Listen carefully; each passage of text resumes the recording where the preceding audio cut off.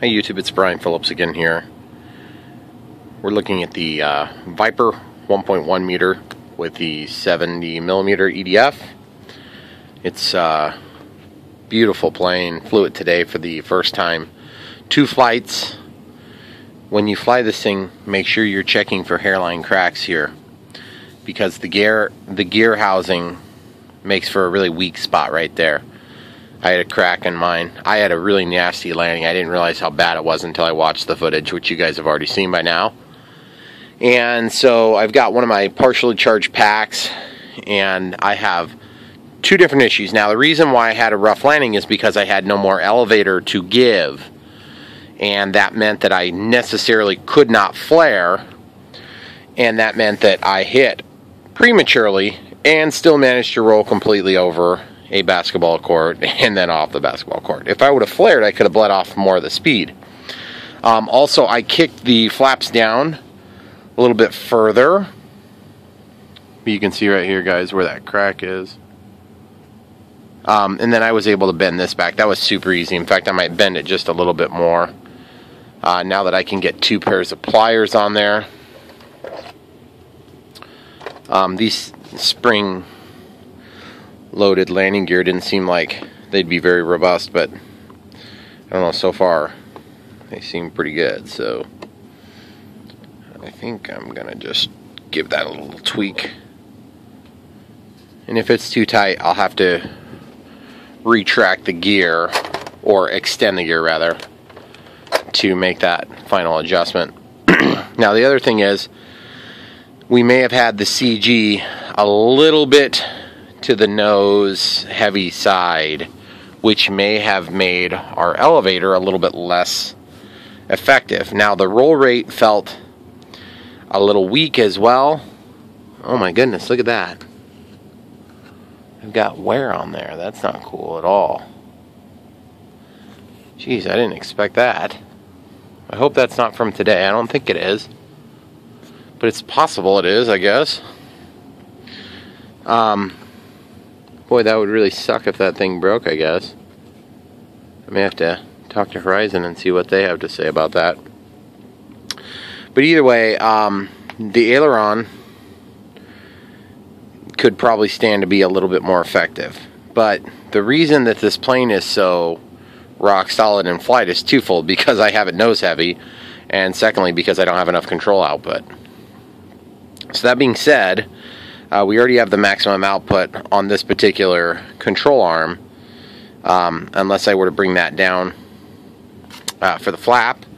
And I actually have more electronic adjustment to add to that, so I'm not super worried about it. So really all I'm concerned with is I would like more output on the ailerons. I just don't know if I want more output, like as in go out to the next hole, or if I need to also bring that down to the inside hole. And to be perfectly honest, I'm not sure exactly how that's going to work. But the elevator, I think I'm going to adjust it even if I find out that my CG was part of the problem. The other thing is, look at this, guys. You can actually get a screwdriver in there. That's a miracle. I think rather than adjusting it out here, I'll just adjust it up here a little bit. You're going to get a real similar result. I mean, I'm not saying it's an exact amount, exactly equivalent, but it's very similar. Okay, so I was grabbing a magnet so I can get the screw before it falls inside the airplane.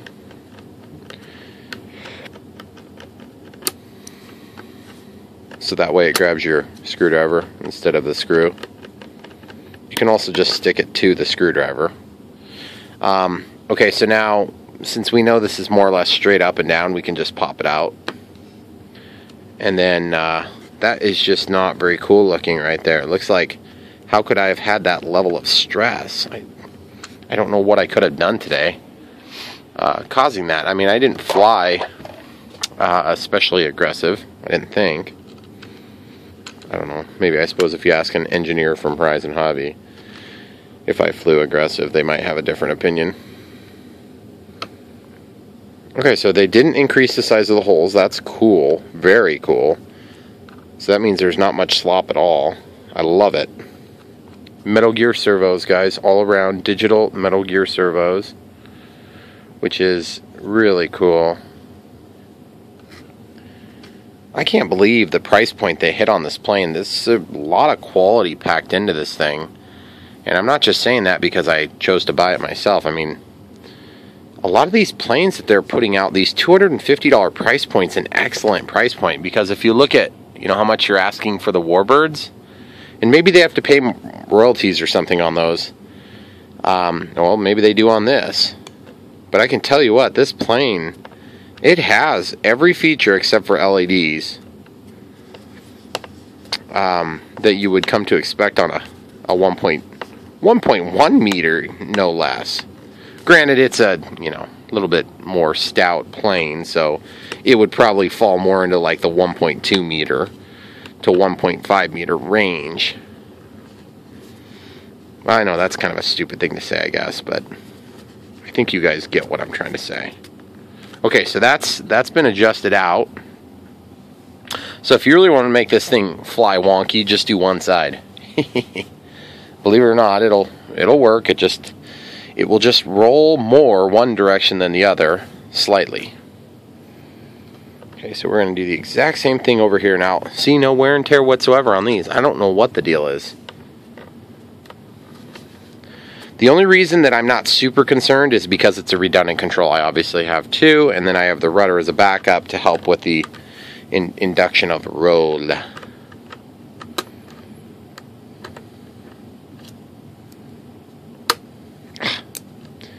And as usual with these foamies, you know, this plane is pretty easy to ding up. Not a surprise there. I'm not really disappointed by that. It's just kind of the way it is. Especially with this flat gray color. And I think that's just symptomatic of the style of aircraft and not so much symptomatic of this particular plane at all. Okay, so now that we've got those adjusted out, I can move on to the elevator, which I'm just basically going to move them all the way out rather than messing with the other end. I just think I'm tempting fate by undoing that little screw.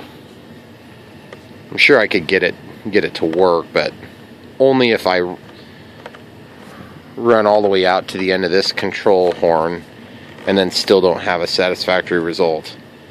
And I don't know if you guys remember this, but I kicked back my Expo a little bit, so I'm going to probably put that back to where I had it.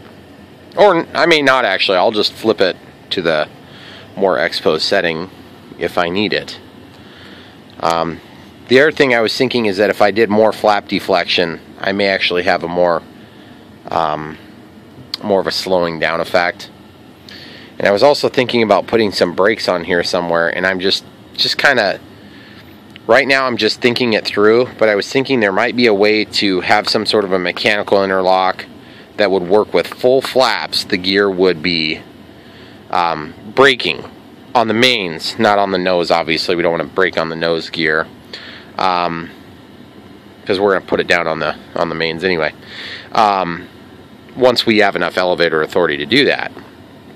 But my thinking was, at a certain point as this goes through the sweep, we could make something engage as simple as a wedge device. But we have to make it look awesome. And it has to only really work when the gear are down. I mean, I don't really care if it brakes while they're up. But I think the complexity of having this action and then whatever wedge action is just going to be just effort prohibitive, we're going to call that. Okay, so we're going to do exactly the same thing we just did on the ailerons, except back here. And guys, I will be the first one to admit if I don't like the way this flies, I'm going to tell you guys. But I just felt handicapped as I flew this. Oh my goodness, I lost a screw. Look at that. 1, 2, 3, 4, 5. Well, 1, 2, 3, 4, 5, 6. I don't know where that screw would have gone, but I lost an EDF screw, guys. I could go walk the flight path. Hilarious, Brian.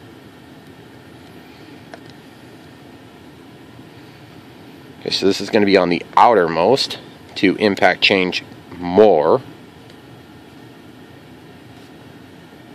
So that means when I pull up on the elevator, it's going to deflect the elevator a little bit more.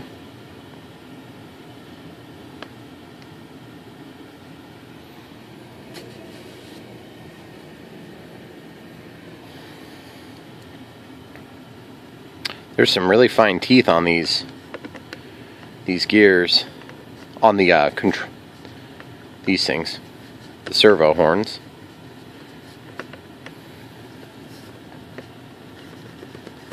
I don't know, I may be calling Horizon just for that anyway, because I have one of those bolts disappeared. That's not cool at all. I might have to go back and look at my own footage just to see if the thing was there or not.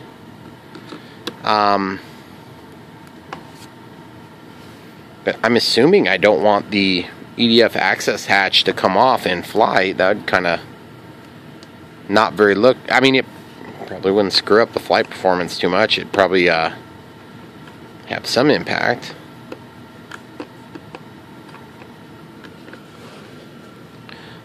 But to be perfectly honest, probably could fly fine without it. Okay, so I'm just looking. That elevator is just slightly up. I think I might have adjusted that one back one notch on accident. Okay, so this is going to give us a little bit more elevator authority, and it might be enough to overwhelm our little CG issue, because like I was saying earlier in the video, I kind of want to keep running a little bit nose heavy because I feel like it's just so dang rock solid as a result. Now the other thing is, this being that we've moved that out further, we may have to readjust the control surfaces so that they're nice and even. And so that's why I brought down that battery. Okay, so we're just below even. That's probably more of a trimming issue than anything, because we have plenty of play there. I think it's going to be easier to take this off and twist it in and out than it is to take that off. I don't know what you guys think, but leave your thoughts in the comments on that. So obviously I'll guinea pig mine. You guys can decide if you like the way it flies. You've seen the way it flew. The other thing is, I've never had a big problem with having a bunch of expo on a plane, especially a fast plane like this. I have a crap load of expo on my F-14. I mean, that thing's just expo'd out the wazoo. So I'm just, honestly, I don't know what to think of this, if that's an issue. It feels like the thing is on there pretty good, but I'm just not sure if maybe I've got another plane. I keep a bunch of parts when I'm done with planes, and I'm sure that if I searched long and hard enough, I could probably find maybe even an exact match, but I honestly am not certain of that. Like, here's a Horizon product, and then I have a bunch of these planes here, had spare stuff. I just wonder, I think I'll just call Horizon tomorrow. I mean, it's going to be fine. I think even if I flew it now, it'd be just fine, but I don't know what to think on that. And then this makes me nervous too, that clevis being broke like that. Alright, so my other concerns were regarding the center of gravity. So obviously the 80 millimeters and then the 90 millimeters, we've, like I said, I kind of favored toward the 80 millimeter position, kind of opting toward the nose heaviness rather than tail heaviness, or close to tail heaviness. And you can see I squished this in here at the last second before that second flight. And so this all I made just to allow that air through that vent there. It's actually not a vent, it's the nose gear, but there's still a vent because of it. So I was thinking if I just simply increase the size of this, then that would force my battery back a little bit further. The trouble is there's these ribs here, and then I've got my wires glued to the side. That's the way I secured them. I can easily defeat that glue, but I don't really have a great place to put all the wiring. I could just try to squish it up there, and that would give me a little bit more room here. But I think for now, let's concentrate on getting this cut. Because this was kind of an easy thing, but I didn't really show you guys what I was doing. Okay, so I've got that turned on. I'm going to get that cooking.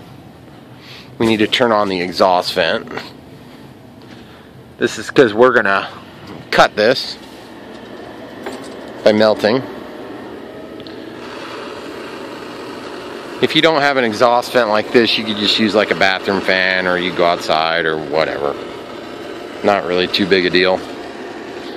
Except for when you wake up your entire family setting off the fire alarm. Then it's kind of a big deal.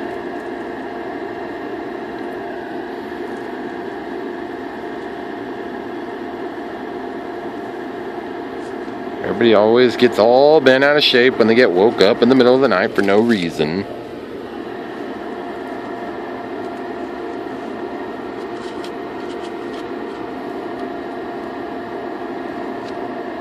Okay, so I'm not going to try to make this overly complicated here, because this may not be a perfect fit. But it's just, I mean, like I said, not rocket sciencey here. I don't want the airflow to be super, you know, screwed up. But that'll just stick right in there. And then our battery's going to go in here. Now, I just hate that Horizon put this antenna right there. It's just a stupid place to have that. Without some level of protection designed in, I had to put my own piece of foam in here. And again, that's not a huge issue, because they didn't know exactly what size battery we'd be using. But it does kind of annoy me a little bit. This is kind of the, you know, one of the more expensive kind of bind and fly, plug and fly sort of configurations. The bind and fly planes are not super cheap. This one is a very good value still, even said. That being said, so I just got this squishy foam. I'll just take and cut that with scissors. I don't even think I need to heat that stick up. Just leave that on for a few minutes and let it clear the air. So my objective here is to just build up the material a little bit. I just don't think I got enough in there with my first piece. I wasn't 100% sure how it was all going to lay out. Okay, that'll definitely get it in the position we need. So now we just need to kind of tape that together a little bit better. Now I'd like to use this tape, but I think just for the simple fact that this is still kind of a temporary solution, once we get it all figured out, I may make a custom tray or something. But for now, let's just kind of tape it together a little bit like this. That tape was grossly insufficient. There we go. Okay, then if this moves forward and backward a little bit, I don't even care. It's fine. I'd just soon let it have a little bit of freedom to move, so long as the tape doesn't undo itself. And that will most definitely control and protect that issue from that vulnerable spot there. Okay, so now I'm going to put this inside with a 4000 milliamp 6S 60C Turnigy heavy duty. We'll have to resize the loop here because the battery is going to sit a little bit higher, and we're also a little bit further back too, so we may need to resituate that a little bit yet. I think I had this in that way so that the main lead was over here, and then the balance lead could be manipulated a little easier. And I'm wondering if I'm going to need to move my Velcro. I kind of like it at the front because then you can slide your batteries in and out, but you still get that good secure bite. Okay, so this was the second thing I ran into. obviously I don't want to cut this up, because if I go to a smaller battery, then the smaller battery might give me another problem. But I do kind of have to take a little bit out to make room for these leads. Otherwise I'm going to damage the battery as I'm pushing them in and pulling them out. So very sharp X-Acto knife is the tool for the job today. I'm just going to imagine about where that needs to be cut. I'm going to come in here with the blade turned sideways. I'm just going to follow along the contour here. That is an inner wall there. I don't know if you guys can tell that. I didn't realize it was an inner wall until I started cutting. Okay, now that we got that cut, we can just peel that out. And that's just a plug. It's very dense, but it's got that behavior like the EPO behavior where it's got flexibility to it as well. That's pretty cool. I'm going to do the exact same thing here.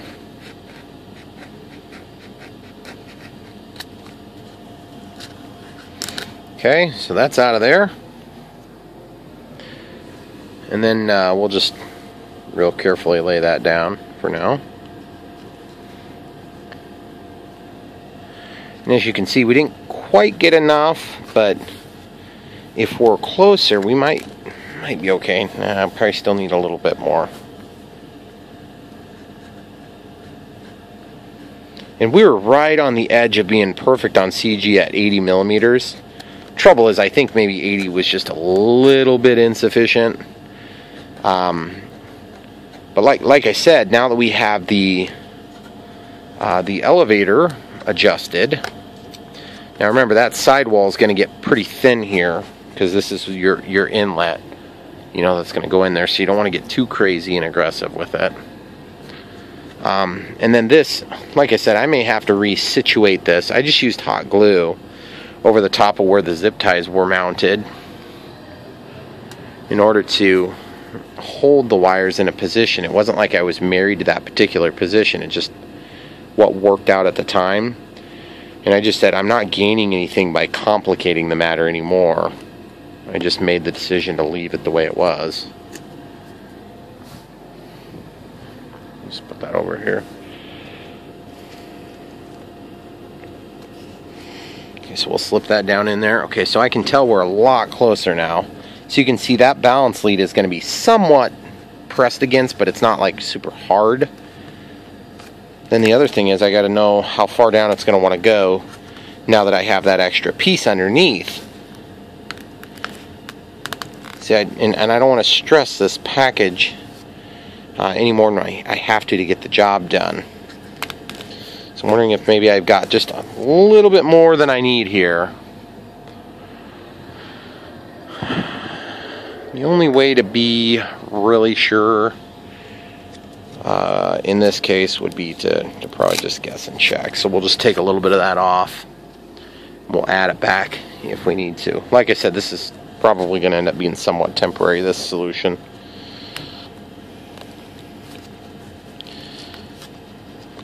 Okay, so we got that wrapped all the way around. And then, oh yeah, that falls in there neatly now. Very good. Except we're running into something, and I think what that something is our wiring. You know, and like, how do you justify getting rid of wiring? Obviously, you need the wiring, but you may not need it right there. You know what I mean? And as long as I'm not going to damage the wires by moving them, I think I might, I don't know, I might be able to just push it down.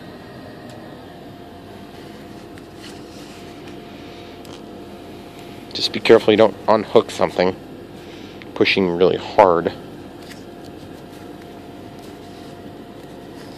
Okay, so now that's back further, and then okay, so this particular voltage alarm will help us with simulating the weight, but it's not actually, I don't even think this one works. It was one that Esteban had, and Esteban is, instead of looking at what the markings are, he just kind of like plugs them in forward and backward until eventually he gets it right. So about 5 times out of 10, he plugs them in backward, and I I have to assume that that's why they get killed, and you can hear it's like he burns out the buzzer. Now this has not been charged all the way. It was on a balanced charge for just, I don't know, 5-10 minutes, something like that. You can see I can kind of press that down, and it goes in okay. That's always been one of my issues with jets, is that the batteries and the cable management and everything just gets really challenging. Okay, so now this has safe on it, so when we plug in the battery, it would be wise to keep it level, like this. Okay.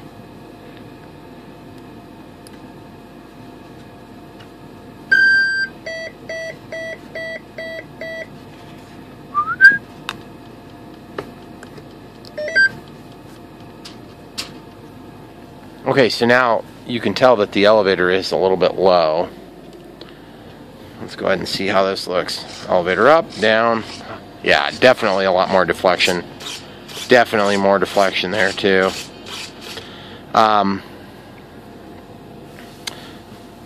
Let's check the CG. Of course, in order to do that, I'm going to have to put the canopy on.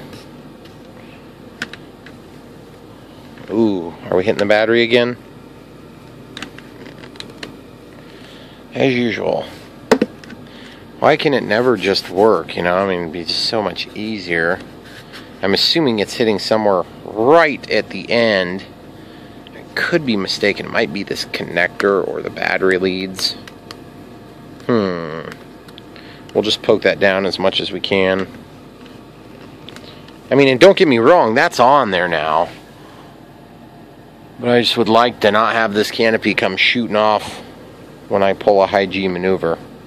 And I don't know if yours does this, but I've got this like soft spot on the side of the canopy where the plastic was melted and stretched further maybe. Not a big fan of that. Okay, so let's check and see. Ooh.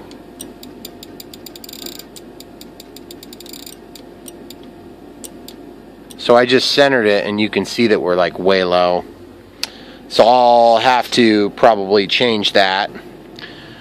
So let's check the CG before we flip it over.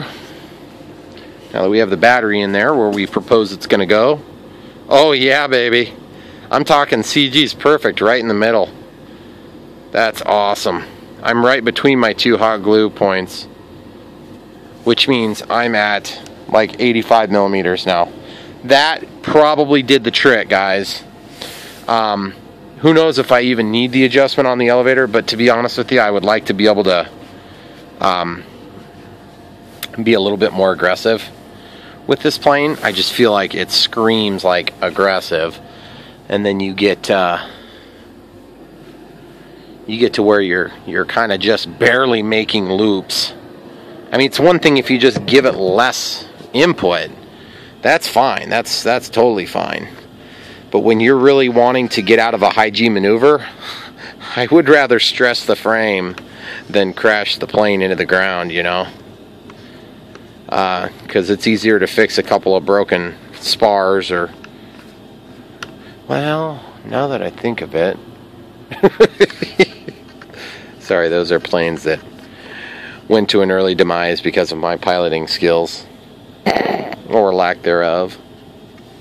Okay, so I'm going to push this off the end of the servo gear, output shaft, and then I'm just going to go until I feel like it's level-ish. Yeah, that's a lot better. That's with the trim even, so we'll get that on both sides there. And then I think we're done for tonight on these initial changes. They weren't hard at all. Just maybe a little bit tedious, but only because these threads on these screws are like extremely fine. And the repairs to my landing gear, I did that off camera, guys. I apologize. I probably should have filmed it, but at first I was thinking of trying to pull a fast one on all you, and my hope is with the center of gravity fixed, when I come in I should be able to flare on landings like Apprentice style. I hope some of you got that joke, because this plane is nothing like The Apprentice, except for the fact that there is safe on it. Which, by the way, I was going to talk to you guys about that. Safe, okay, if you're really needing safe and you're flying this plane, please let me know where you're doing it so I can not be near. Or I will make sure to have a helmet on. Because this plane, while it is still a foamy, and let's just be real, when a foamy hits something, the energy explodes in all directions, and your plane becomes a big puff. But there is still a lipo in there, and it's fairly heavy and dense, and got some chemicals that I wouldn't want to be blown in my face. But let's just be real. Safe on this plane is going to help you to recover from an attitude issue like you lost orientation. Orientation on this thing today I thought was phenomenal. The paint job is great for that. I mean, you can totally tell the difference. Ew, look at that. Maybe I need to just press harder and see if I can make a dent. Well, guys, anyway, you get the idea. It's, you know, this is just nitpicky stuff at this point. I might just take a little bit of time and just kind of play with it until I feel comfortable. But I want you along for the ride for the big stuff. So if I come up with something major, I'll get you back involved. But for now, this thing is awesome. I'm really impressed with the way it flies. All the features included are great. About like I was saying, how it's easy to see up and down. It is, but oh, and then the deflection in the flaps. All you got to do is just go down here. I went to 78. You know what the heck? Let's go to 85. Let's see if it goes down anymore. Oh yeah, oh yeah. I'm all for having a small flap setting for takeoff and, you know, for getting that extra lift, but man, when I get ready to stop, I want to stop the thing. Well, anyway, you guys get the idea. This thing is awesome. Just order one. Maybe don't pre-order it because that's just annoying when they don't show up for a long time. But this plane is great. You'll love it.